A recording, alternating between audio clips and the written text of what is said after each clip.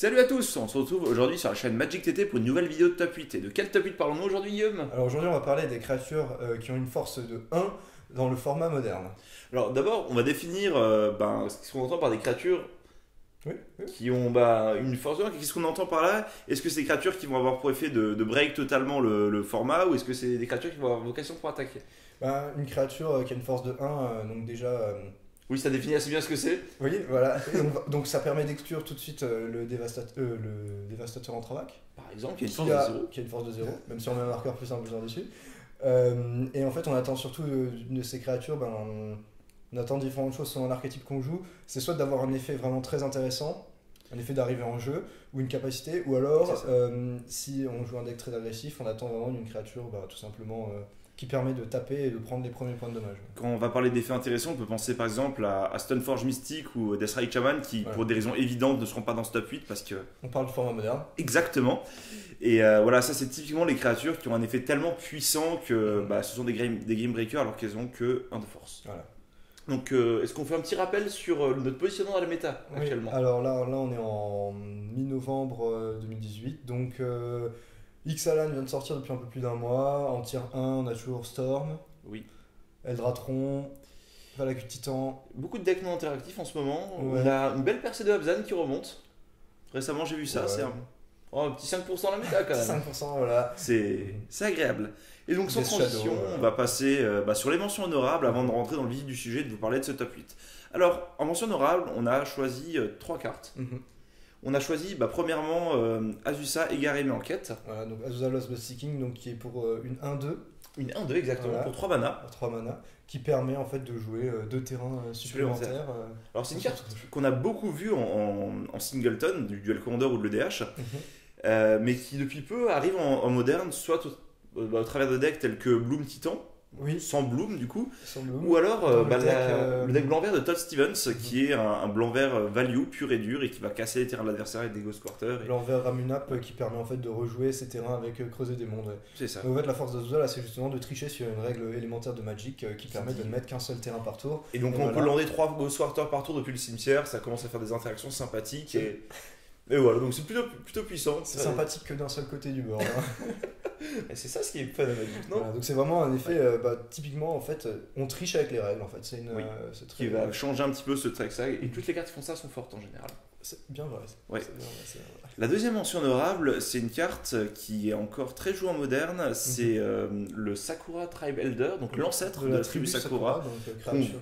Ouais. qu'on voit actuellement dans un deck, le deck Valakut Titan. Ouais, donc les decks Scape Shift, en fait, c'est une créature de rampe. Sa force, en fait, donc tout d'abord, c'est d'être un sort de rampe à 2 mana, C'est ça. mais tout simplement d'être aussi Une créature en soi. une sorte de fog, en fait. Oui, parce que quand l'adversaire va attaquer avec la seule créature qu'il a autour d'eux ou 3, nous, on a notre petit Sakura, on va pouvoir bloquer et le sacrifier. Donc la phase d'attaque est un peu annulée. Et on a quand même notre terrain qui arrive, et ça, c'est plutôt puissant. C'est une des puissances de la carte. Voilà. Donc c'est ramper et prévenir des blessures de combat. Donc en fait, c'est tout ce qu'on veut pour la part de cette carte. Quoi. C'est tour 1, C'est temporisé. À la recherche de 2 mains en suspension. Tour 2, mettre un Sakura. Et, Ralentir l'adversaire d'un tour sur ses dégâts, et nous accélérer d'un tour sur notre accélération de mana. Voilà. Et la troisième et dernière mention honorable, ça va être un petit package de cartes, à savoir toutes les cartes qui sont Hexproof. Voilà, les 1-1 Hexproof de l'archétype qui a le même nom, donc le Bogle insaisissable et l'éclaireuse des clairières. Il y a aussi la marche Saï de Silana, si je ne me trompe pas, qui est un peu moins jouée. Mais c'est surtout ces deux 1-1 pour 1 qui permettent en fait de créer l'archétype Hexproof dans le format moderne. Qui vont avoir un genre d'effet qui fait que tous les antibêtes vont devenir mauvais. On peut plus Ça, interagir avec l'adversaire en c'est fait. Hexproof, c'est vraiment. J'ai choisi de réduire mes interactions avec toi au minimum. Je passe par le combat et c'est à peu près Je tout joue ce que même je fais. la branche, tu ne me touches même plus. Voilà.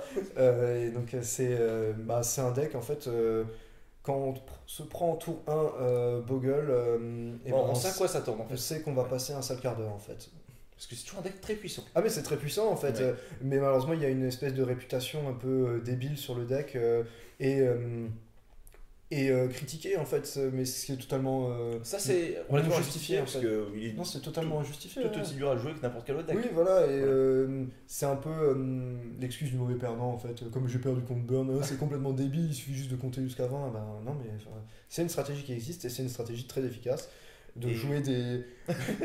28-29 piétinements, exproof Voilà. d'initiative. Je jouais le truc le plus gros au monde et gagner. Et ouais. T'as un miracle? C'est pas assez. Allez, sans transition, entrons dans ce top 8. Voilà. Donc, 8ème position, le bas du classement. On va commencer par quelle carte? Donc une créature rouge, la vive-lance du monastère. Donc Oui. une 1-2 prouesse célérité. C'est une carte qui a beaucoup fait parler d'elle quand elle est sortie. Elle a tout de suite été intégrée en moderne et voire plus. Même dans elle a d'autres- été jouée en standard et a été Oui. jouée en Legacy, Legacy également. dans les formats, enfin dans les decks burn. Donc en fait ce qu'on attend vraiment de cette créature tout d'abord c'est vraiment de faire les premiers points de dommage. Bah, tour 1, on a directement un point qui arrive. Et parfois, on a même des sorts à 0 qui vont l'accompagner, qui vont permettre de booster un peu la puissance du truc. Et donc, bah, dès le premier tour, c'est une créature agressive, c'est une créature qui est puissante. Et sur la fin de partie, bah, pouvoir grossir un petit peu, Voilà, faire des bah, bons trades avec. Quand on permet avec de le- lancer les sorts la justement prouesse. elle s'agrandit, enfin sa force grandit. Et donc du coup il suffit d'avoir lancé une Rift Bolt au début de son tour, après d'avoir fait un brasier calcinant, et ben la force de la violence grandit, même tout simplement Et oui. avec le commandement d'Atarka. C'est une créature qui permet de mettre les premiers points de dommage et qui après, ben, éventuellement, voire mes 2, voire mes 3 points de dégâts. Quoi. Donc, c'est une excellente créature. Bah, même le fait qu'elle est percée dans les formats, Bah, format Legacy, Legacy. et oui, Ouais. donc ça bon, prouve dans, que. dans une seule stratégie, mais c'est une créature Mais très il intéressante. n'empêche que voilà, la créature, elle n'a plus à prouver sa puissance et Ouais. elle a sa place dans le format et dans ce top 8. Alors, 7ème position, on va avoir une carte légèrement particulière. C'est une créature, mais pas que. Mais aussi un terrain. Mais aussi un terrain. On va parler de la Charmidriade. La Charmidriade, ouais. Et bah, cette carte-là a une puissance tout simplement parce que elle est fetchable. Donc, On peut la chercher Ouais. en cherchant une carte C'est- de forêt dans sa bibliothèque, c'est une créature qui peut se récupérer via un terrain fetchable, en éphémère, en éphémère. dans le Et- tour de l'adversaire. Par exemple, donc ça peut ramener un bloqueur, ou alors on vous parlait de Hexproof tout à l'heure. L'antise de ce deck là, c'est un peu d'avoir un -2 de Liliana qui dit qu'on va sacrifier la seule unique créature. Bah, lui en Ouais. réponse, il va fetcher, ramener sa dryade, pouvoir sacrifier la dryade. ouais, voilà. Voilà. C'est un peu pareil avec Infection qui Exactement. cherche à sacrifier une dryade. Et même dans Living End, on voit Oui. la dryade qui permet de partir avec les sorts de cascade qui obligent de cibler une créature. Oui, ou alors de temps à autre, on fait juste, bah, je fetch ma dryade, je fais expertise de Charisef sur la seule créature du board qui est ma dryade, et je peux jouer le Living End qui est une carte morte que j'ai en dans main. ma main, ouais, voilà. Et donc, Donc c'est un peu aussi une carte qui brise les règles parce que tout simplement c'est un terrain et une Oui. créature, donc elle a le mal d'invocation, donc on peut pas produire du mana dès le début avec elle. Et ben, c'est aussi la carte qui fait qu'on n'a pas le droit à Green Sun Zenith dans oui, le format c'est en moderne. partie grâce à elle que Greensun Zenith est banni, je pense. Voilà, parce que faire. Bah, mana vert, je fais un Greensun à 0, j'ai déjà 2 lords. Voilà, c'est C'est fort. C'est très fort. Ouais. Et bah, des fois, en fait, tout simplement, on n'arrive pas à l'avoir derrière le tas de terrain de l'adversaire et on pense qu'on a une phase d'attaque létale. Et il s'avère qu'en fait, l'adversaire a un bloqueur, c'est sa dryade qu'on avait mal vu. Qui était la même illustration que les autres forêts. Illustration qui est vraiment une saloperie d'ailleurs. Oui, c'est. Qui était planquée en dessous du truc, donc. Et ça prend pas à Bobiquet. Parce que Abobiquet ne cible pas les terrains, mais ça prend Fatal Push. Ça prend Fatal Push, oui. Donc Passons. c'est vraiment fort. À la 6ème position. 6ème position, qu'est-ce qu'on a, Guillaume? On a l'épiceuse des lames, donc le Blade Splicer en anglais. Donc c'est pour 3, une 1-1. Mais qui Qui a. arrive et met en jeu un jeton de créature artefact 3-3 golem. C'est ça. Et qui Elle-même donne- n'est pas forte, mais. Qui donne l'initiative à tous les golems. Mais elle va permettre d'invoquer d'autres créatures qui auront, elles, une puissance un peu plus respectable pour 3 mana. Ouais. Et en fait, on va essayer d'en abuser dans certains jeux parce que, certes, elle est sur le terrain, mais de temps à autre, on va la blinker, donc l'exiler et la renvoyer en jeu de façon à réinvoquer de nouveaux golems. Ouais, Et ouais. comme tous les golems gagnent l'initiative, on va pouvoir créer une petite armée avec pas grand chose. Bah, c'est 2 cartes en 1 en fait. Quand on a un anti-bet en main, qu'est-ce que je fais? Est-ce que je détruis son token? Est-ce que je détruis sa C'est ça. créature? Ou enfin, dans le risque d'utiliser un anti-bet sur une vieille 1-1. Parce que est-ce que Mais- l'initiative m'embête vraiment? Donc faudrait que je. Mais c'est surtout Ouais. le risque qu'il en remette plusieurs en fait, avec les anges de C'est la ça. restauration et Les volociles. les volociles. Voilà. Donc c'est ça en fait la force de cette carte. Et tout simplement dans les jeux blanc, mono blanc et vert, Oui. en fait ça met une vraie Une cloque pression. parce que c'est C'est 4 de généralement force en. Un des grands défauts de ce jeu, c'est qu'ils ont une bonne gestion, mais ils ont du mal à mettre la pression assez Mm. rapidement. Et cette carte-là est là pour Cette ça. carte met bien la pression. Oui. Ouais. Et c'est et en fait ça laisse le choix à l'adversaire et donc des fois on fait le mauvais choix. On fait souvent le mauvais Ça choix. permet de contrer C'est un ça. -2 de Liliana où on doit sacrifier une créature. Parce que On j'en peut ai sacrifier à la 1-1 non, et garder à 3-3, et ça c'est plutôt puissant. Numéro 5, on va continuer à parler du deck 8-Beer Oui. avec quoi? avec l'inspectrice de Traben, donc le dernier rapport de Shadow over Innistrad. Exactement. Cette 1-2 pour 1 qui, quand elle arrive sur le champ de bataille, enquête, donc c'est-à-dire met un jeton artefact. Une clou. un indice. Un indice, Qui exactement. a pour 2 sacrifier cet indice, piocher une carte. Et en fait, les decks dans lesquels ça va être joué, donc 8 par exemple, une fois qu'ils ont utilisé tous les moyens de gestion à leur disposition, une fois qu'ils ont vidé leurs mains, ils vont avoir un peu de mal à se relancer dans la partie et ils vont devoir trouver des moyens de piocher pour s'accélérer et se refaire une main.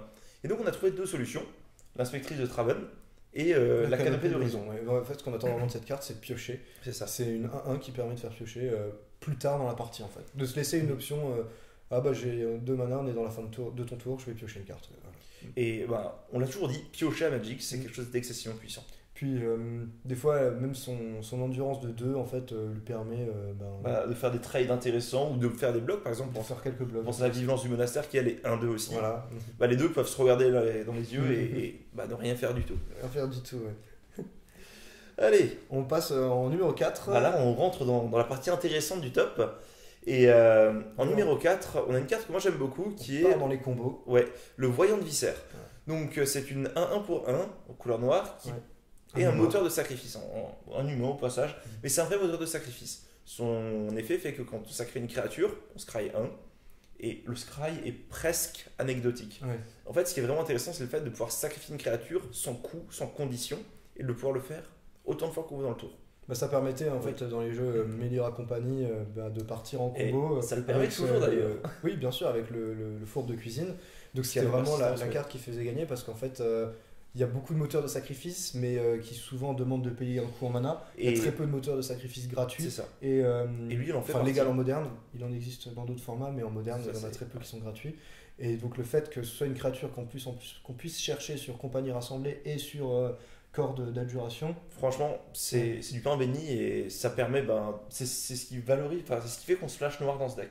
et même C'est- si l'adversaire en fait choisit de faire une colère des dieux après sur notre champ de bataille, et ben en fait on peut rentabiliser nos créatures qui vont mourir avec des Parce qu'on- regards. Au lieu de perdre toutes nos créatures sur la colère des dieux, on va sacrifier jusqu'à faire le scry qu'on veut garder. Mhm. Et je pense à d'autres trucs, les interactions comme Living End par exemple. C'est une hantise pour ce deck parce que vous avez toutes vos créatures sur le terrain Oui. et lui il joue Living Oui, End je- et là vous faites je vais tout sacrifier. Ouais. À la limite, le scry on s'en fiche et ça revient au jeu après. Mhm. Et donc C'est ça ça, va c'est- permettre de contrecarrer c'est ça, certaines ouais. stratégies de façon naturelle. Voilà, donc là on a montré des 1-1 avant qui étaient agressives, des 1-1 qui qui faisaient piocher. Là on a une 1-1 qui permet de partir en combo. C'est ça, on a quelque chose d'assez versatile quand même dans le choix, c'est plutôt pas mal. C'est la Et- force des 1-1 en fait. ouais. Voilà. C'est qu'il y en a pour tous les goûts. Ouais. Et là, on On arrive dans le top 3. Ouais, un deck qui était pas trop joué et qui revient en force.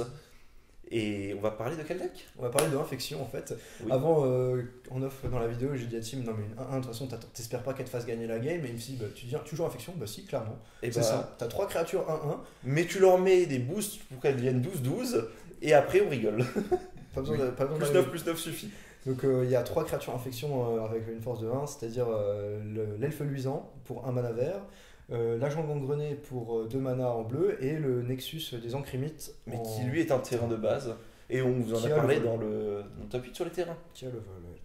Et donc, ouais, effectivement, on va pas les mettre sous le même package parce qu'elles ont la même utilité. Ça permet en fait de créer l'archétype infection en moderne parce que c'est vraiment les seules créatures infection qui ont le mérite d'être D'ailleurs. intéressantes. C'est potentiellement ce qui permet de créer l'archétype infection dans tous les formats. Dans tous les formats, oui, c'est Optionnellement. vrai, c'est Parce que vraiment- c'est vraiment les plus joués. il y a une créature vol infection en noir aussi, donc il y a une variante, mais c'est plus compliqué. C'est ça. Mais voilà, donc des créatures, je pense que ça, on peut même se passer d'explication parce que on connaît tous la force du deck infection qui de temps en temps joue son elfe tour 1 et tour 2 on est mort parce que. En fait, Ouais. là, on sait tout de suite contre quoi on va jouer. C'est en ça. fait. Là, ah, tu joues infection toi, d'accord. Bon, On va je dans vais ce devoir top. regarder je vais regarder les anti-bêtes. Ouais, c'est ça. Passons au top 2. La deuxième meilleure des créatures qui a 1 de puissance. Alors cette créature, elle existe depuis très très longtemps. Ouais. Et depuis qu'elle a été éditée, elle a toujours fait partie du deck dans lequel elle est jouée. Ouais. Et ce deck a toujours été tier 1. C'est un deck affinité, Ouais. à savoir le. Brigadier d'acier. Alors on aurait pu parler du Scriche du caveau, mais le Brigadier d'acier est clairement plus fort. Oui, il est clairement plus puissant. Si on le laisse un tour en jeu, on se retrouve Mais- avec une armée de créatures Qui sont 2-2, artefacts. 3-3, 4-4. Et ça devient très vite ingérable. On a souvent tendance à dire que s'il fait 2 activations dans la partie, on gagne la partie. Ouais, Généralement, affinité, ça s'arrête là. Donc c'est une créature qu'il ne faut pas prendre à la légère. On est obligé de la gérer assez rapidement. Et heureusement qu'il y a le mal d'invocation parce que sinon ça dégénérerait très vite. Ouais, donc c'est une sorte de lord en fait pour les créatures artefacts. Hein. C'est ça. Même c'est encore mieux que ça parce que, Parce que même les s'ils marqueurs restent à chaque les tour, donc marqueurs ça restent, peut ils s'incrémenter. peuvent se mettre sur les terrains. Ça synergise tellement bien avec le dévastateur en Travac, Bah, le ravageur en Travac. Pardon. avec plein de choses, mine de rien, parce que même avec les Mhm. créatures qui ont lien de vie, ou alors. Oui, même avec l'ornithoptère qui tout d'un coup a une force un peu plus supérieure. C'est ça, la créature enfin le terrain qui a infection dans le pack. Le Nexus Infinite. Tu sais, Ouais, non, il y a tellement de possibilités, très, très et fort. il a. Franchement, Affinité, c'est sa maison, et je serais surpris de voir cette carte sortir d'Affinité un jour. Bah, il faut en fait quelque chose De vraiment. de plus percutant, moins excessivement cher. fou Voilà, pour rentrer ça. très très très puissant. Excellente carte. Et ça existe, c'est joué depuis tout le temps. Oui. Ça a été réédité récemment en invention dans Kaladesh. Avec une illustration qui, selon moi, est magnifique. C'est, ouais. Et donc c'est impressionnant comme c'est. Et on va rentrer dans toute dernière carte de ce top 8. Et Donc la meilleure créature avec une force de 1 dans le format moderne actuellement. selon ce qu'on estime être la meilleure carte. Hein. Oui, Il faut voir ça aussi. Peut-être que vous avez un classement qui est légèrement différent chez vous à la maison. Elle est bleue, elle permet de partir en combo. On appelle ça Baral, directeur de conformité. Voilà, donc c'est l'apport de Aether Revolt pour le Oui. deck Storm. Donc Baral qui Et est ça une créature permet- légendaire. C'est une créature légendaire, mais 3. c'est presque optionnel. C'est vraiment ce qui a permis au Dextorm de trouver un second souffle, de se relancer et de devenir tier 1 dans la méta et peut-être un des meilleurs decks combo actuellement. Ouais. Ce On n'est le rappelle meilleur. rapidement ce que Baral fait, qui permet de réduire de 1 Le coût converti des sorts d'éphémères et de rituels que vous jouez, Et si on contrecarre un sort, on peut piocher une carte et se défausser. une carte. Ouais. Donc c'est extrêmement puissant. Donc C'est ça permet de extrêmement lancer versatile. gift plus fort. Ça permet de faire des manamorphoses à 1 mana. C'est ça. Et toutes les cartes qui vont vous donner du mana, effectivement, elles vont coûter un de moins, donc ça va donner Ouais. plus de mana. Donc on va Donc, abuser de cet effet. rituel devient une messe noire. Parfois, on fait Remand sur ses propres sorts parce que comme il est contré, on va piocher une carte avec Baral et on va piocher une carte avec Remand. Et ça, c'est sympathique. Et franchement, ça permet de redorer le blason de Storm et c'est ce qui fait que la ça petite endurance de 3 aussi, qui est vraiment très agréable contre certains jeux aggro, Bah, Burn par exemple, ton guide gobelin c'est une 2-2. je le bloque tout le temps. Ouais, Fin voilà. d'histoire. Mm. Et donc, ouais, Baral, excessivement puissant, une excellente carte. Et on va voir jusqu'à quand Storm continue à rester tier 1 dans la méta avec ça, parce que actuellement, c'est puissant. Bah, pour le moment, Storm a toutes les cartes en main depuis très longtemps et il Ouais. n'y a pas de raison qu'il perde certaines de ses cartes. Quoi. Non, ni de sa splendeur. Mm. Et ben merci à tous de nous avoir suivis pour ce top 8. On espère que ça vous a plu encore une fois. N'hésitez pas à nous proposer dans les commentaires des idées pour les Exactement. prochains top 8. N'hésitez pas non plus à vous abonner à la chaîne Magic TT. Et on vous dit à la semaine prochaine.